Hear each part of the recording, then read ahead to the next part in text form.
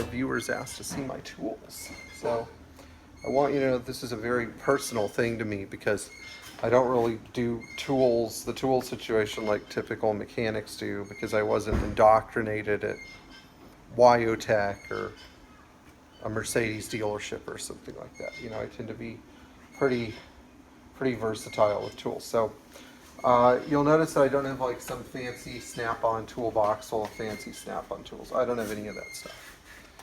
Sometimes it makes working easier, sometimes it makes working more difficult, but at the end of the day, I'm glad I don't have snap-on thousands of dollars. I typically just see what works for me, and if it doesn't work for me, then I machine it or fool with it until it does. And so as a result, we've got a lot of Mercedes tools, which I'll discuss in a second, and then we have tools sometimes that we modify to use for other purposes that they weren't intended for. But I'll give you an example. These right here are pin wrenches. We have a lot of pin wrenches, and they're typically used on Mercedes drive lines. The drive lines wrenches are critical for taking off things like drive shaft nuts, transmission rear flange nuts. Sometimes when you're dealing with I don't know, usually suspension applications. So the next thing I was going to show you guys, you know, a lot of the time, yeah, when I have to spend money in a tool, I do. This is the seal contact puller for a 617 engine. It pulls off a metal contact ring that goes in the end of the crankshaft and seals it up. I keep other things around here. This is the ubiquitous pre-chamber nut remover from a 617 engine. Valve guide, drivers for like, what number is this? I guess it's for an M110 engine. You just push the valve guide in here and tap it in with a brass hammer. 121 valve guide. So this would be used in like a 190 SL or a 220 gas sedan. Original stuff like a glow plug reamer, Sta Willy. I like using a lot of vintage Sta Willy or Hazette tools. This is a Hazette 5 swivel, and you could tell that Manfred Singer, the previous owner, actually welded on a new 5mm Allen bit. But I mean, these things do wear out over time, so you gotta keep that under consideration.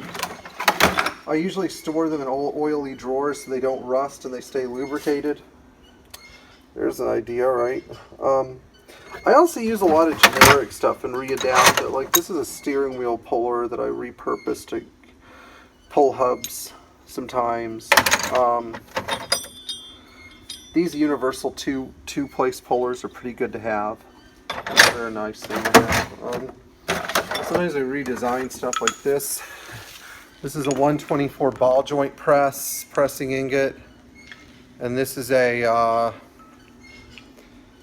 Pitman arm puller, but we repurposed them to pull the upper control arms out of the 300 out an hour, and we set these up to basically do an impossible job because the tool doesn't exist anymore. I like smaller hammers like this. This is actually a Hazette hammer. Is it Hazette or Heiko? It's a Heiko hammer, and it's like a 32-gram hammer. And it's just perfect for delivering the right amount of force. You're not going to use this to knock ball joints out, but you're definitely going to use it to do something like drive a pin into a differential lock or something like that.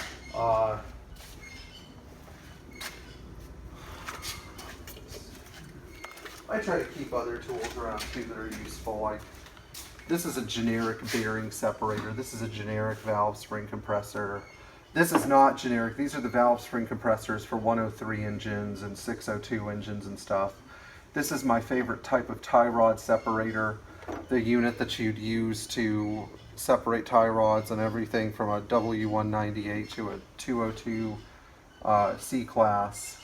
And you know, there's nothing real fancy about these. This was one of my favorite tools. It was a ball joint separator until big metric wrenches in this size easily And so what I'll do is I'll machine the inner diameters of standard wrenches to fit purposes that I need them to fit. Let's see that again. It's actually very sharp in here, but the idea of this has been machined, and I've made it a little thinner so I could actually get it into the place I need it to. This is for, I think this is for a drive shaft application. Do you have any more questions about my tool? Make a tool, or